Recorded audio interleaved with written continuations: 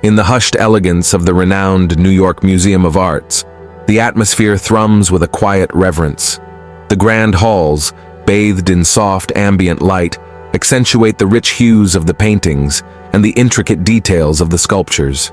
The air is filled with the faint scent of polished wood and aged paper, mingling with the subtle whispers of visitors awed by the treasures before them. Paintings, sculptures, and artifacts from across the globe adorn the walls and display cases, each piece telling its own story. The vibrant strokes of a Van Gogh painting draw the eye, while the serene marble form of a Greek statue stands timelessly poised. Ancient pottery, delicate and fragile, whispers of civilizations long past. Each artifact seems to hold its breath, waiting for the right moment to share its secrets. Among them moves Rose, a 26-year-old curator whose presence commands the same respect as the masterpieces she cares for.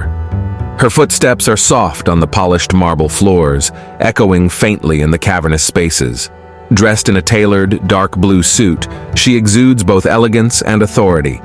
Her hair, a cascade of rich gold, is neatly tied back, revealing a face that is both youthful and wise, with eyes that seem to hold a deep understanding of the art around her. She pauses before a new exhibit, a painting recently acquired by the museum. The colors are bold, almost defiant, and the brushstrokes fierce. Rose's fingers hover just above the canvas as if she can feel the energy radiating from it. She leans in, her eyes narrowing slightly as she examines the intricate details. The soft rustle of her clothes is the only sound, blending seamlessly with the murmurs of the visitors. A couple walks past, their conversation a gentle hum. "Look at the texture," one whispers, pointing at a nearby sculpture. "It's like you can almost feel the rough stone under your fingers." Rose's lips curve into a slight smile. She knows that feeling well. The connection between the viewer and the art, the almost palpable energy that bridges the gap between the present and the past. She straightens and continues her rounds, her gaze sweeping over each piece with a blend of pride and protectiveness. In a far corner, a small group of school children stands in awe before an enormous tapestry. Their guide, an elderly volunteer with a passion for history, recounts the tale woven into the fabric. Rose watches them for a moment, appreciating the spark of curiosity in their young eyes. It reminds her of her own childhood visits to museums and the sense of wonder that eventually led her to this career. The soft chime of her phone brings her back to the present. She checks the message briefly, her expression remaining composed. There is always something needing her attention, a new exhibit to plan, a restoration project to oversee, or a donor to meet. She slips the phone back into her pocket and resumes her walk, her mind already organizing the tasks ahead.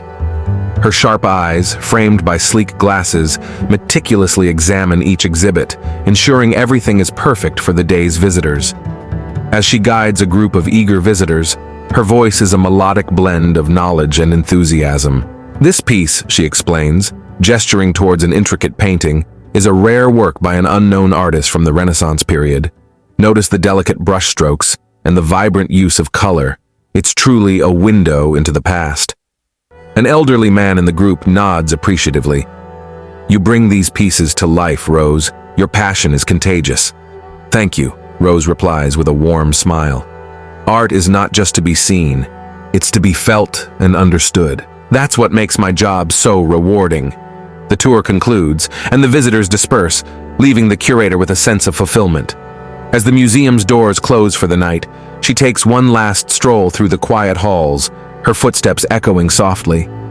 She shakes her head, trying to dismiss the memories that occasionally haunted her, memories of a difficult childhood in a rundown neighborhood far from the sophistication of the museum. It is a past she has worked hard to escape. Returning home, Rose feels a wave of satisfaction. Her apartment, perched high in a gleaming skyscraper, is a testament to her achievements. The sleek, modern decor and panoramic views of the city are a stark contrast to the modest, cramped home of her youth. She slouches onto her sleek leather couch, letting out a contented sigh.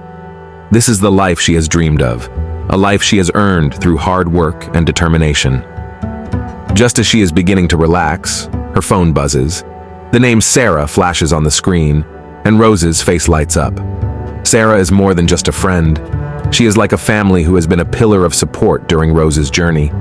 "Hey, Sarah," Rose answers, her voice cheerful. "Hey, Rose, I hope I'm not interrupting your quiet evening," Sarah says with a chuckle. "I wanted to invite you to a family dinner this weekend. We're having a little get-together, and it wouldn't be complete without you." Rose's heart warms. Sarah's family has embraced her as one of their own, offering kindness and support when she needs it most. "I'd love to, Sarah. You know your family means the world to me. I wouldn't miss it for anything." "Great. We'll see you on Saturday then. Take care, Rose." As the call ends, Rose feels a rush of gratitude. She gazes out of her window at the city lights, feeling a profound sense of accomplishment and belonging. The memories of her past might never fully fade, but they have shaped her into the resilient, passionate woman she is today. She has found her place in the world, surrounded by art and loved ones, and that is more than she has ever dared to hope for. With a contented sigh, Rose leans back, savoring the luxury and peace of her apartment. She knows that, come Saturday, she will be surrounded by the warmth of Sarah's family, reminding her once again of how far she has come and how much she has to be grateful for. A couple of days have passed, and finally, it's Saturday.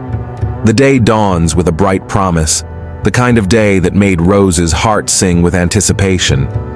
She starts her morning with a sense of purpose, meticulously choosing her outfit, a light summer dress that dances around her knees as she moves, accentuating her golden hair that shimmers under the sunlight.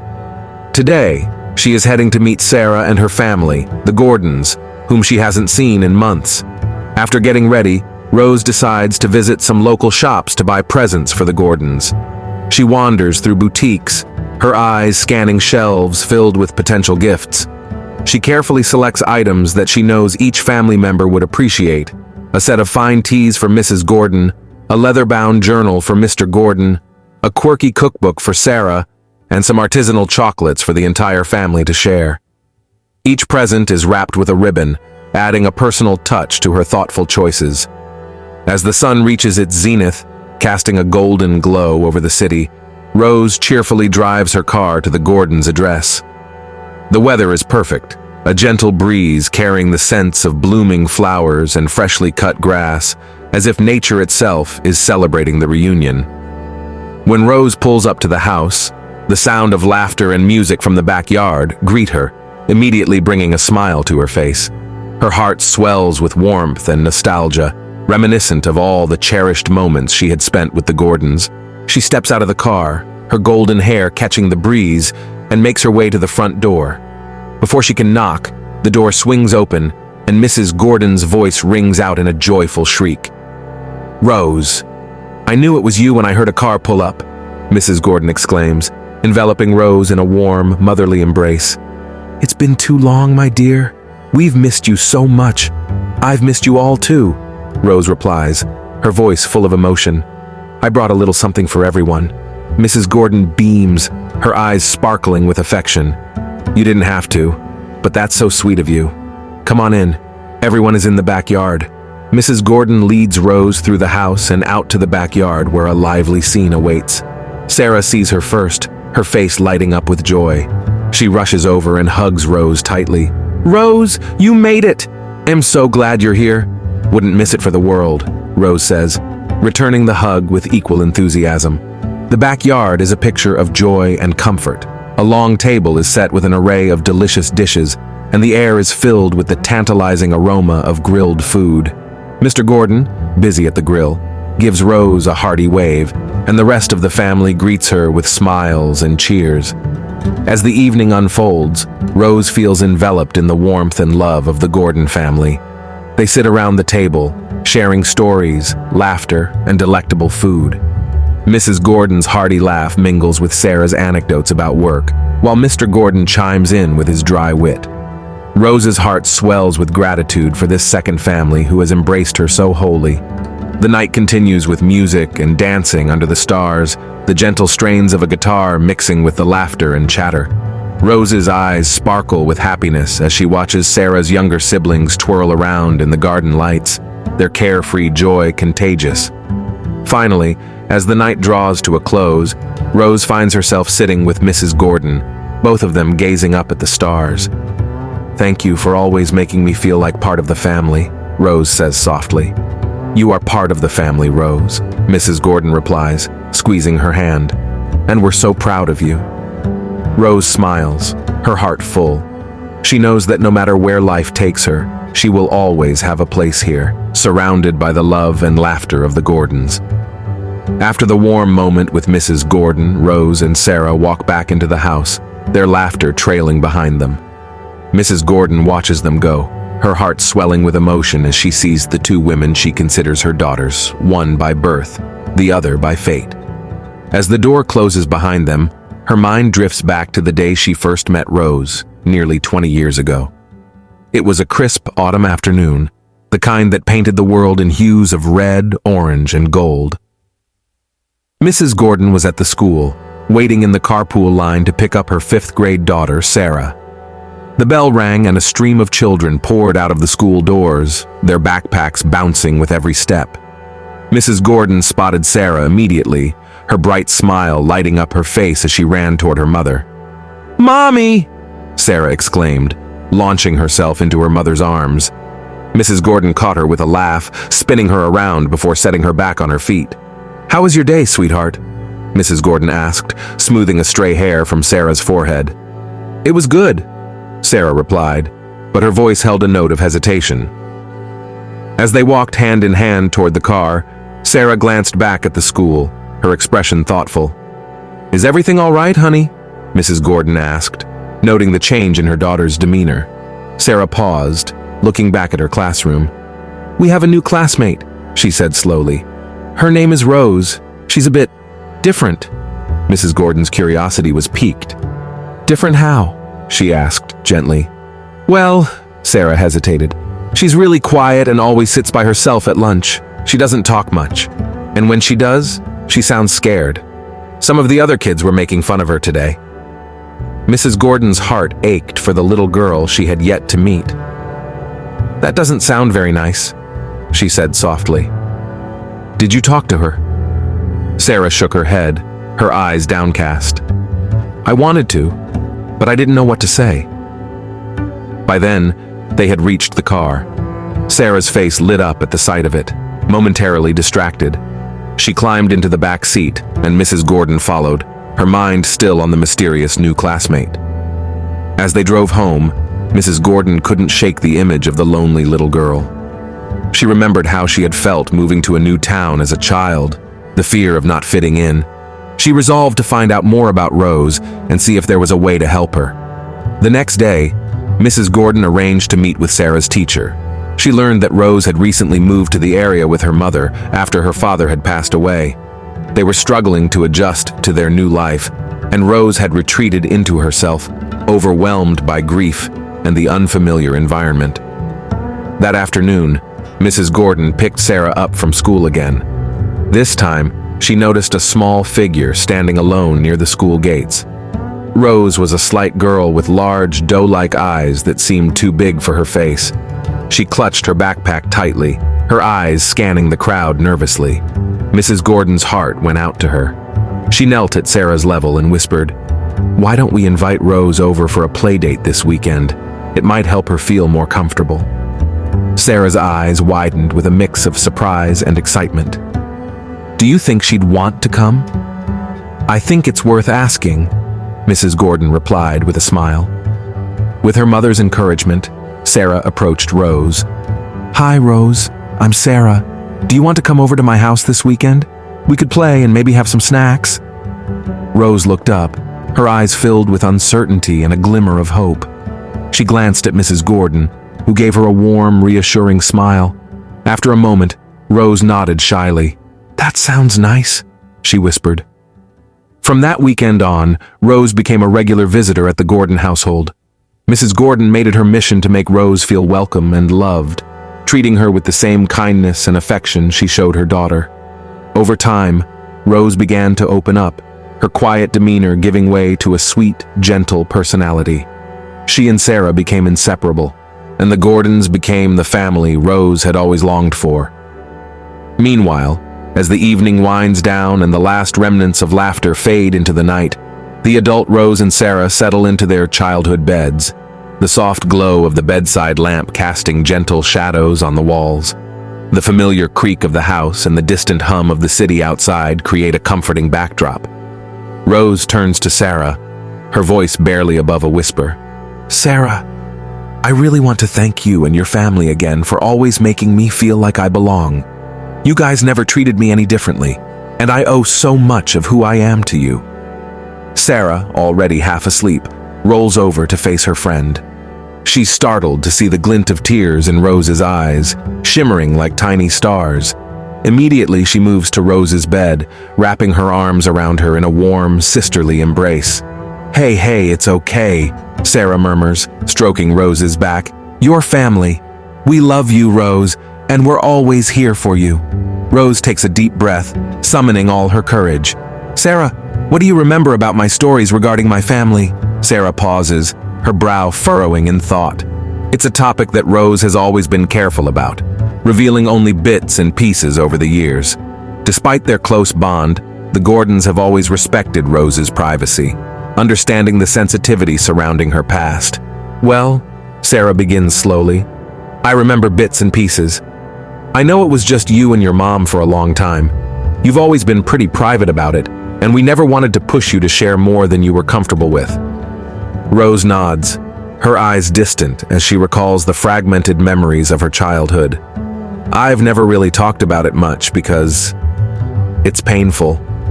My mom and I moved around a lot after my dad left. She worked so hard to give me a good life, but it was tough. We never stayed in one place long enough for me to make friends. When we moved here, and I met you, it was the first time I felt like I could breathe." Sarah listens intently, holding Rose's hand. "I'm so sorry, Rose. I can't imagine how hard that must have been. But you're here now, and you're not alone. We're all here for you." Rose's voice trembles as she continues. "There's something I've never told you. My mom left when I was 13. She only sent me an ample amount of money to get by. She still managed to pay for school, though. That's why I stayed with you all those years. Your family, they saved me." Sarah's eyes widen with surprise and sorrow. "Rose, I had no idea. You never said anything." "I couldn't," Rose replies, her voice cracking. "It hurt too much, but I needed to tell you now because I want you to know how much you and your family mean to me. You gave me a home when I didn't have one. You gave me love when I felt so alone." Tears stream down Sarah's cheeks as she hugs Rose tighter. "You've always been my sister, Rose, and you always will be." The two friends lie there in the quiet.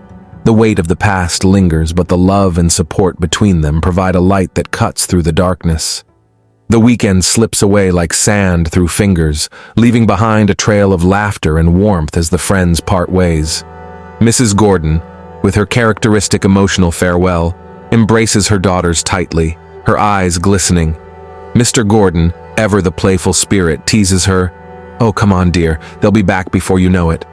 Back in her sleek New York apartment, Rose calls Sarah to confirm her safe arrival. The familiar, comforting voice of her friend greets her through the phone, a reminder of the unwavering support she has in her life. "Hey, just letting you know I got home safely," Rose says, her tone light and cheerful. "Great to hear. How are you feeling?" Sarah asks, concern mingling with affection in her voice. "I'm good, just getting ready for work tomorrow," Rose replies, her mind already shifting gears. They chat briefly, sharing small updates and jokes before hanging up. Rose immerses herself in the routine of preparing for the next day, her mind focused on the tasks at hand. Just as she begins to relax, her phone rings again. Expecting Sarah, she answers with a smile. "Hey Sarah, did you forget something?" she says, but a stranger's voice responds. "Hello, is this Rose Gregory?" The voice is kind but unfamiliar. "My name is Mrs. Molly. I'm the owner of a small nursing home in a nearby town." Rose's heart skips a beat.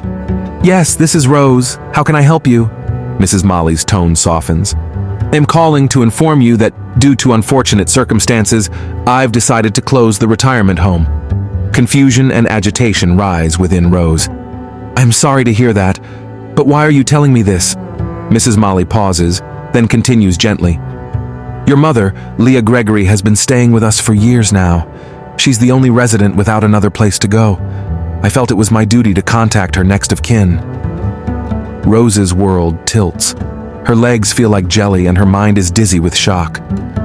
"My mother?" she whispers, barely able to form the words. "Yes, Leah has been here for quite some time," Mrs. Molly confirms.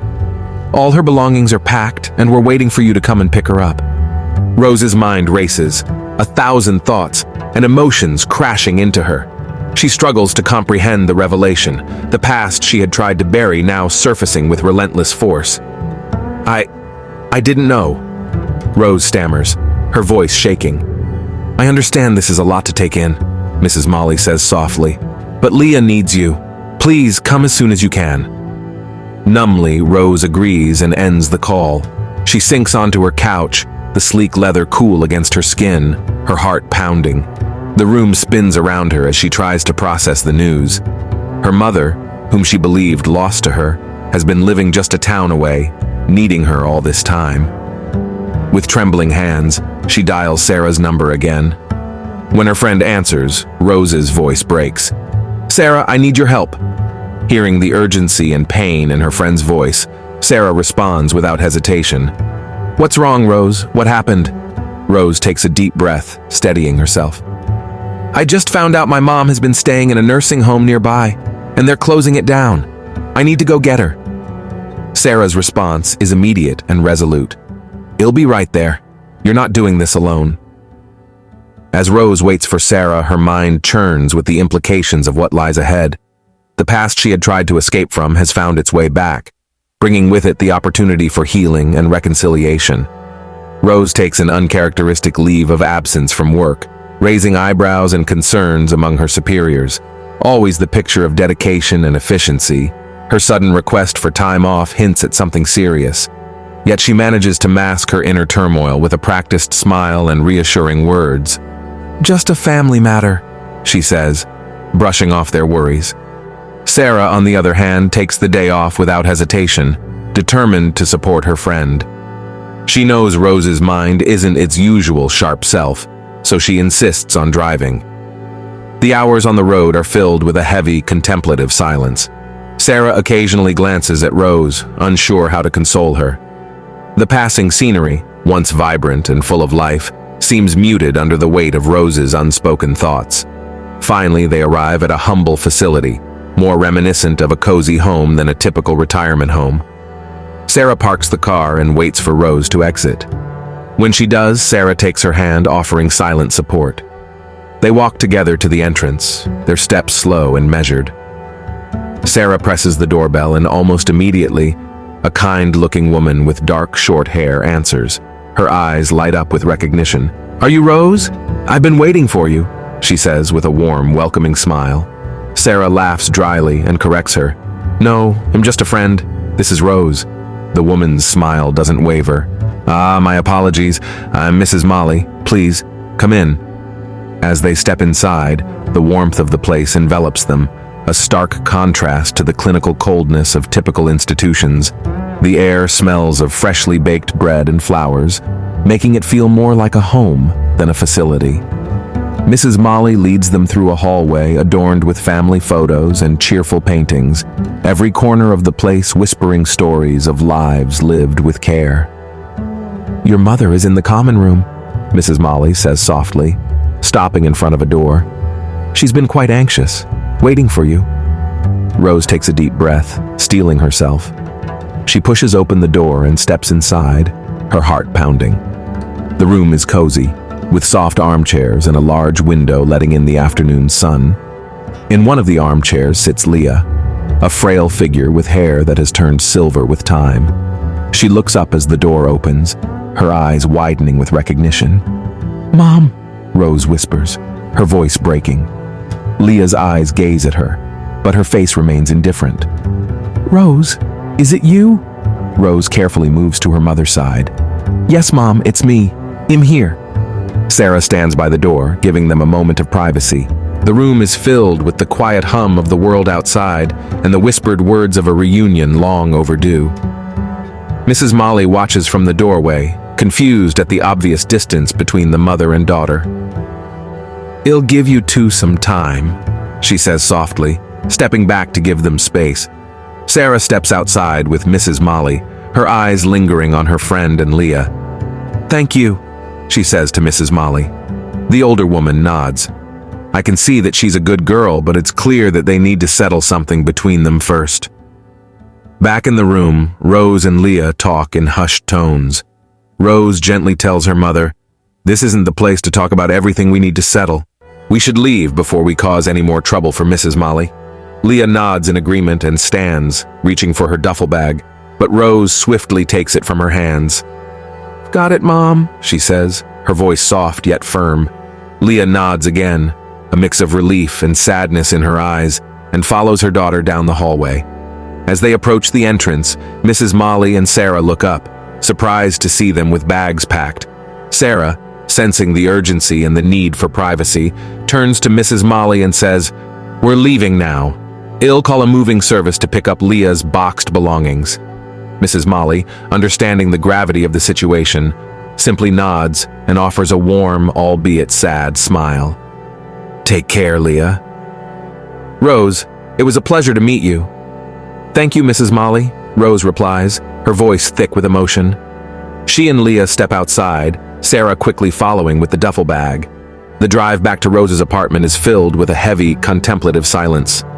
The city lights blur past the car windows, creating a soft glow that reflects off Leah's thoughtful face.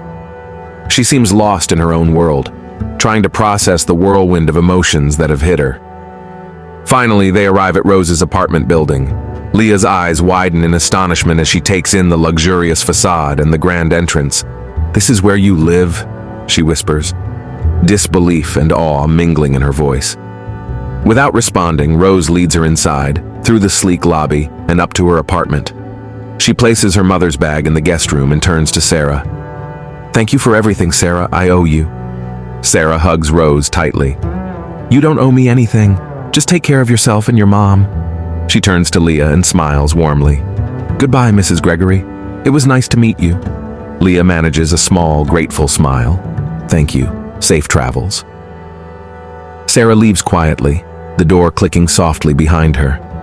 The apartment falls into a heavy silence, interrupted only by the distant sounds of the city outside. Rose turns to her mother, taking a deep breath.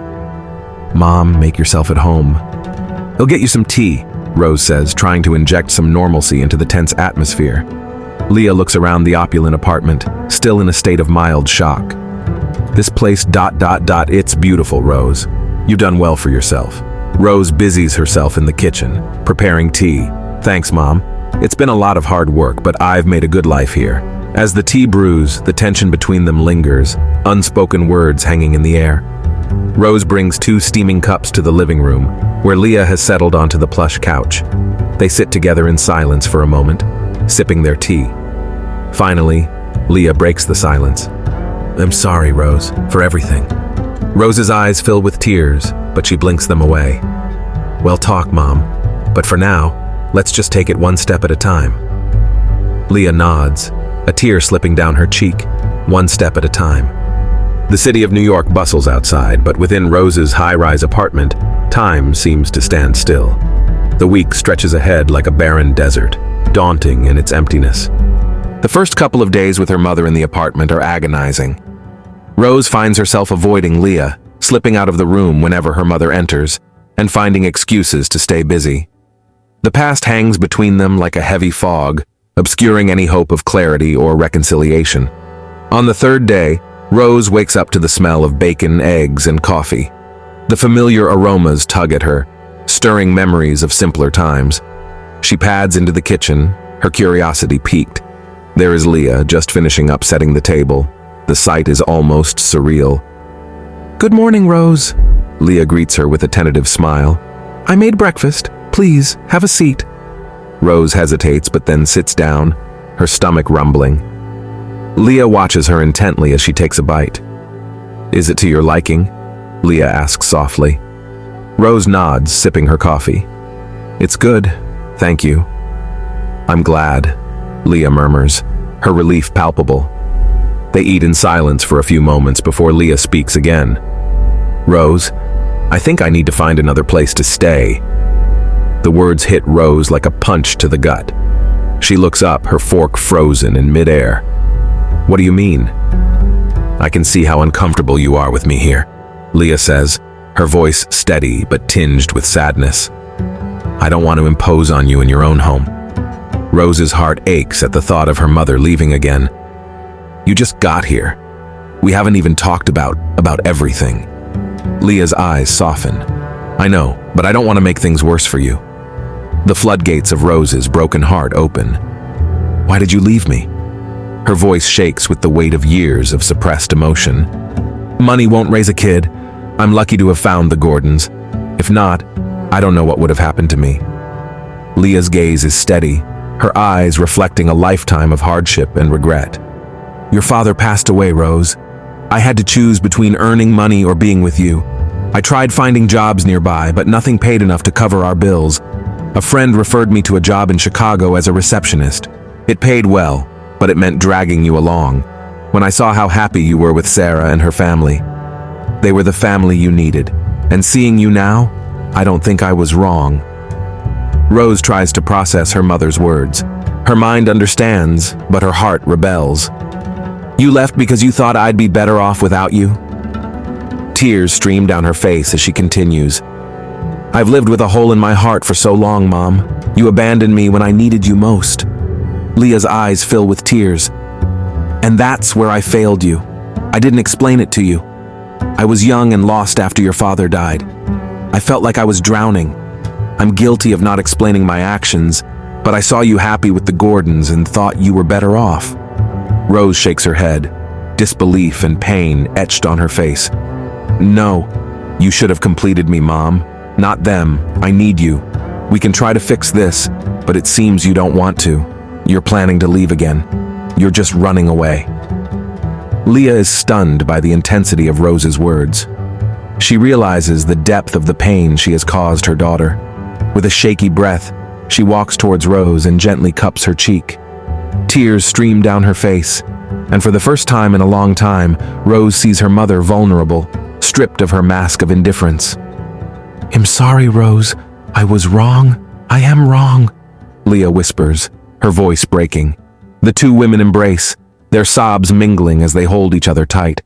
The years of pain and misunderstanding began to melt away in the warmth of their hug. I promise I won't leave you again, Leah vows, her voice trembling with emotion. Rose clung to her mother, her own voice filled with a newfound determination. And I promise I'm not letting you go. The days that follow are a tentative dance of rebuilding trust and rediscovering each other. The first step comes the next morning when Rose finds herself in the kitchen again, this time helping Leah prepare breakfast. They move around each other with newfound ease, the silence between them no longer oppressive but filled with possibility. Would you like some more coffee? Rose asks, holding up the pot. Yes, please, Leah replies, smiling.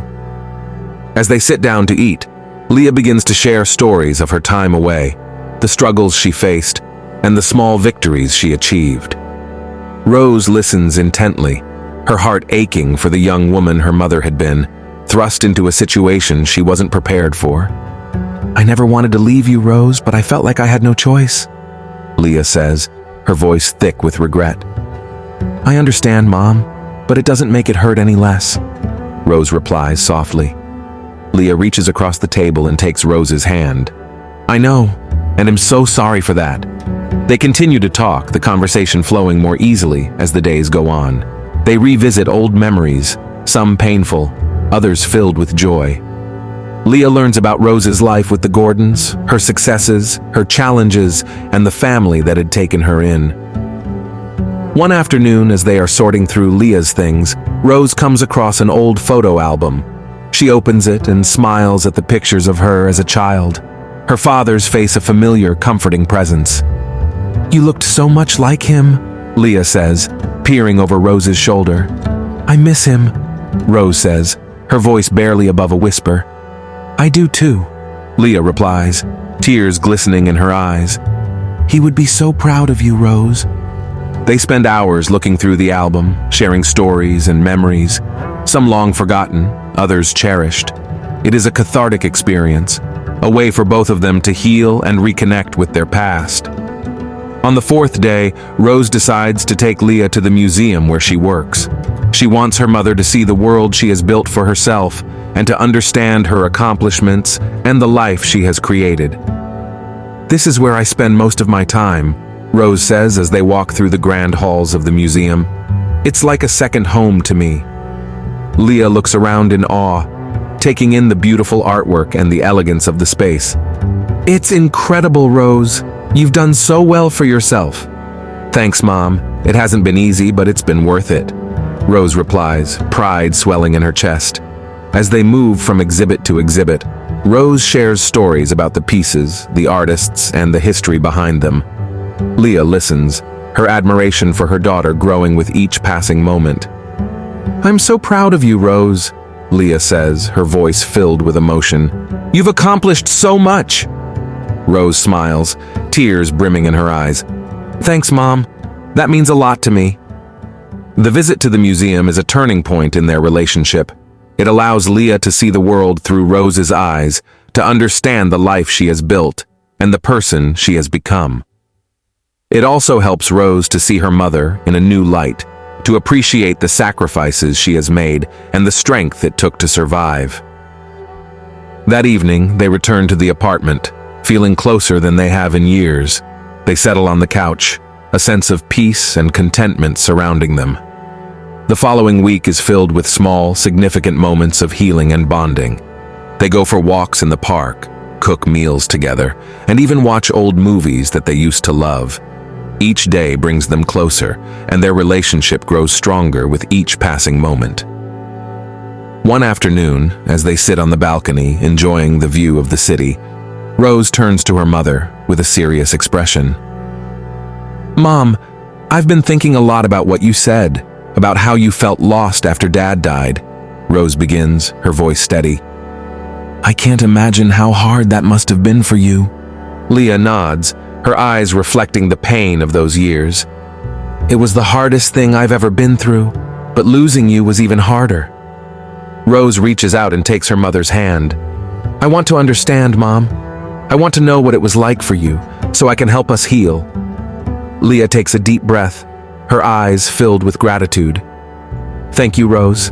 That means more to me than you'll ever know." They spend the next few hours talking about the past, Leah sharing her experiences, and Rose listening with an open heart. It is a difficult conversation, filled with tears and pain, but it is also a necessary one. As the sun sets, casting a warm glow over the city, Rose feels a sense of hope she hasn't felt in years. She knows that their journey isn't over and that there will be more challenges to face, but she also knows that they are stronger together. "Mom, I'm glad you're here," Rose says, her voice filled with emotion.